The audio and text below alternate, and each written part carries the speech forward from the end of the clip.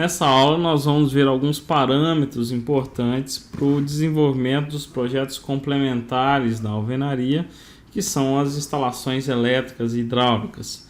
O curso não é um curso de instalações em si, né? Importante que, caso você vá desenvolver um projeto de elétrica e hidráulica, que tenha especialidade nesse assunto, que você desenvolva ou faça cursos adicionais nesse sentido. Aqui o intuito da aula é mostrar como que a interface entre a alvenaria e as instalações elétricas e hidráulicas devem ocorrer sem prejuízo à estrutura da alvenaria em si, o que pode, o que não pode, o que é mais recomendado, né? O que é mais usual na prática das edificações em alvenaria estrutural quando se refere aos projetos de instalações elétricas e hidráulicas. Vamos lá, a primeira coisa, pensando em instalações hidráulicas especificamente, é importante ressaltar que as instalações hidráulicas não podem ser embutidas na alvenaria estrutural. A norma diz claramente que não é permitido a passagem de tubulações que contenham fluido na alvenaria, a menos que essa possam ser feitas sem feita manutenção, sem necessidade de quebras, né? Sem necessidade de ter que fazer recortes na alvenaria, o que é muito incomum, né? Que eu tenho uma instalação hidráulica, para que eu faça manutenção na instalação hidráulica, geralmente eu preciso fazer recortes ou quebras.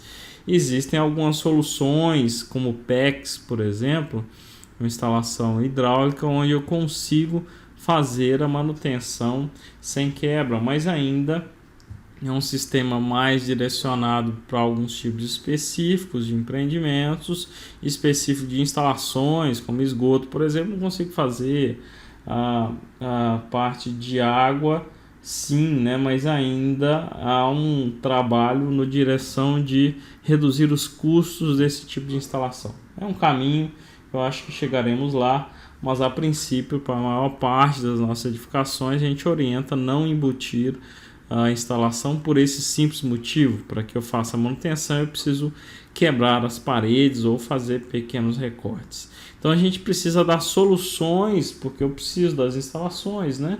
Eu preciso dar soluções para que isso ocorra. Uma das soluções são os enchimentos ou shafts. A gente vai mostrar alguns exemplos ilustrativos para vocês, tá? Então, onde eu tenho shaft geralmente? Os banheiros, na cozinha, área de serviço, né, por onde vão passar todos os tubos de queda, coluna d'água, tubo de gordura e sabão. E no hall de serviço, onde eu tenho a parte mais de sistemas, né? Eu tenho subido as instalações elétricas muitas vezes, porque tá cada dia mais comum que a gente tenha a medição individual, né? E assim como internet, telefone, TV, né? Toda essa parte de sistemas em si, ela sobe pelo hall de serviço. A gente tem direcionado nesse sentido. Aqui temos um exemplo, três exemplos na verdade, como pode ser previsto esses shafts. Vou mostrar no próximo desenho também. Hoje o mais comum é que a gente tenha, principalmente em edifícios, né, esses shafts, porque as duas outras soluções é o que a gente chama de shaft externo, com a proteção aqui com alvenaria de vedação, ou mesmo drywall. Caso drywall, como é uma área molhada, o pessoal tem feito geralmente uma fiada ou duas na base, né, de alvenaria, o restante drywall. Nada impede que seja completamente drywall, mas por questão de manutenção há uma preferência por esse tipo de execução. As outras opções são imagina que esse aqui é um trecho de um banheiro, onde eu tenho banheiros dos dois lados, na verdade, na edificação são dois banheiros, então a parede que divide os dois, eu faço ela como alvenaria de vedação. É uma alvenaria que pode ser removida, inclusive a mesma solução que a gente fez lá nas paredes ampliáveis, né, digamos assim.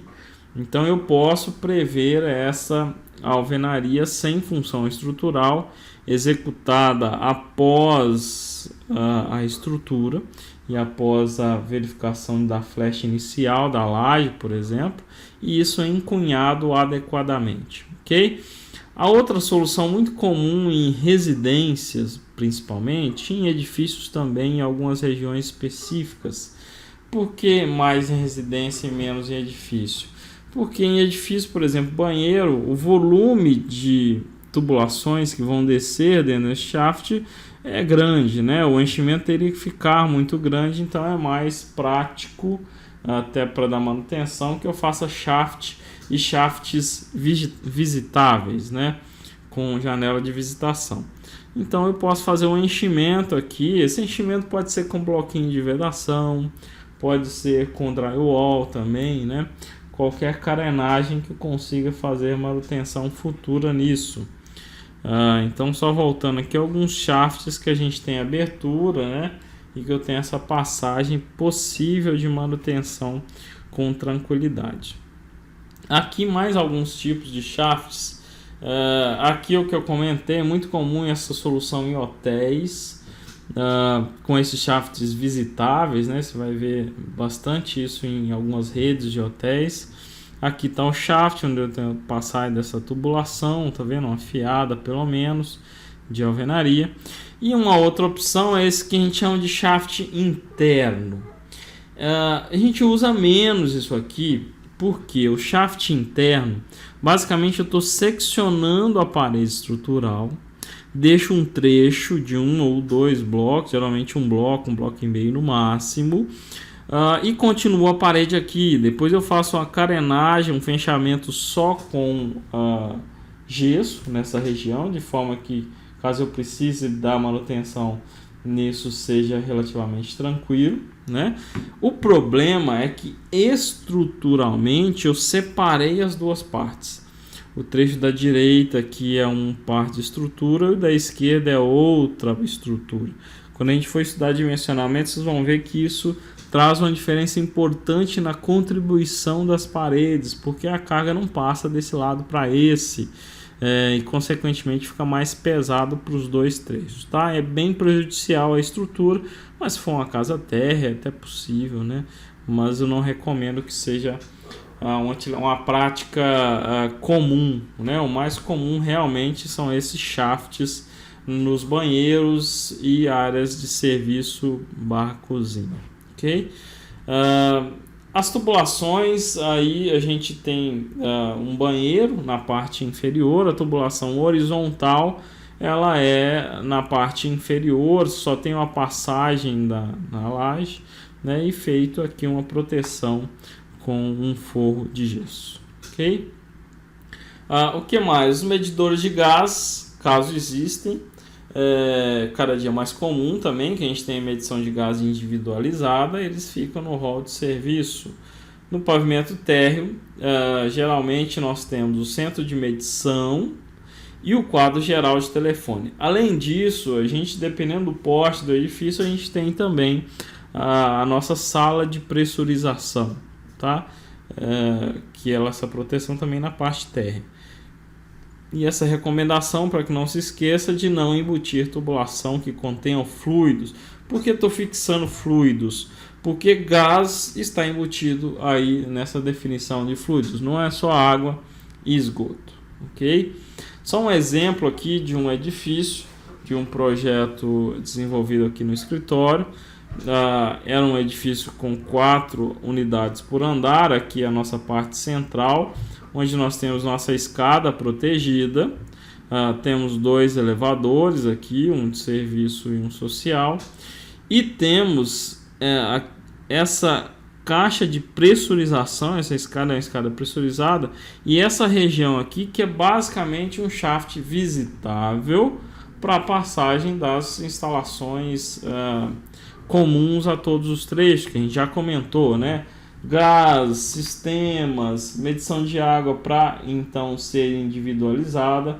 Então estão todas aqui dessa região desse hall, ok? Então é muito importante que, caso você vá projetar edifício, que pense nessa localização desse shaft. O pessoal às vezes tem esquecido disso, e quando vai chegar nas instalações, se o projeto de instalações não iniciar na época que deveria, ou seja, no começo, junto com todo mundo, instalações devem existir até para dimensionar esse shaft, né? Será que isso aqui não está muito grande, né, para o que deveria? Será que não está muito pequeno?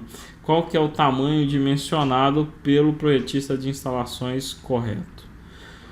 Agora, as instalações elétricas, elas não só podem, como devem ser embutido na alvenaria, e ela deve ser levantada junto da parede, porque eu não posso cortar depois para passar caixinhas elétricas. Então, assim, elas passam verticalmente, ou sobem da laje, ou descem do pavimento superior, né? Dentro já, junto com o levantamento da parede. Importante ter uma preocupação adicional, no caso de canaletas intermediárias ou vergas, né? Antes da concretagem, já deixar esse conduíte corrugado passado. Aqui só um exemplo do que é feito, uma das possibilidades já na região de caixinhas elétricas. Algumas obras elas instalam uma pequena usina, né, uma pequena produçãozinha aí de blocos com as caixinhas elétricas já embutidas. Então ele instala dessa forma. Um comentário que a gente chegou a falar lá na nossa aula de norma de desempenho é que a gente evita que uma caixinha esteja de costa com a outra, né? Então a gente sempre faz esse descompassado entre os pavimentos. Eu faço aqui a caixinha nesse sentido e outra no outro furo do bloco, para proteger contra barulho, senão o barulho realmente passa com muita facilidade entre as unidades. Uma outra coisa que tem crescido bastante, que é mais prático ainda do que essa opção anterior de já levar a caixinha embutida, é fazer um furo com serra-copo, tá vendo aqui, para passar a tubulação, mas isso não muda o fato de você ter que subir as conduítes junto das paredes, tá? Só simplifica. E depois é feito o chumbamento aqui da caixinha. A caixinha, lógico, o trecho dela que é circular, mas a parte da frente é convencional, né? Retangular, igual as demais. Tá aqui mais ou menos uma aparência do que a gente tem das esperas conduítes, é o que a gente vê nas obras sendo feito, tá? Isso, pessoal, um cuidado muito importante do ponto de vista executivo é se preocupar com que o excesso de argamassa, de sobra de argamassa interna, não faça entupir, né, mecanicamente aí os seus conduítes. A gente já passou por várias obras onde isso aconteceu e é um transtorno muito grande, porque como que eu faço para remover essa argamassa interna desse conduíte, né? Tem que começar a fazer quebras, reforços, o seu custo vai lá para cima por um simples cuidado adicional de proteger a ponta desse conduíte, não só mecanicamente, como da possibilidade de ser entupida pelo excesso de argamassa, tá? Essa aplicação aqui com serra-copo, ela tem crescido cada vez mais para simplificar as unidades nas obras. Ainda falando de instalações hidráulicas, algumas instalações, como por exemplo tanque de área de serviço, torneira da cozinha, essas tubulações elas sobem de algum trecho, né? Não tem shafts para ela, então ela vem do shaft ou vai para o shaft e ela vai seguir e subir externamente na unidade da forma como está aqui. Isso realmente fica externo, então vai ser muito comum você ver algumas edificações. Se essa alvenaria aqui fosse vedação, poderia embutir nela, né? Mas não é o caso, então a gente faz ela externa mesmo, faz uma proteção mecânica aqui com argamassa, enfim, e faz uma proteção depois com a chapa de galvanizado, né, nessa região, ou mesmo gesso, que acontece é que essa região geralmente vai estar protegida por um armário, né? Ou da cozinha ou da área de serviço, por isso isso não fica visível dessa forma. Mas, tirando o ponto de vista estético, é muito mais simples de manutenção no caso desse tipo de aplicação, ok?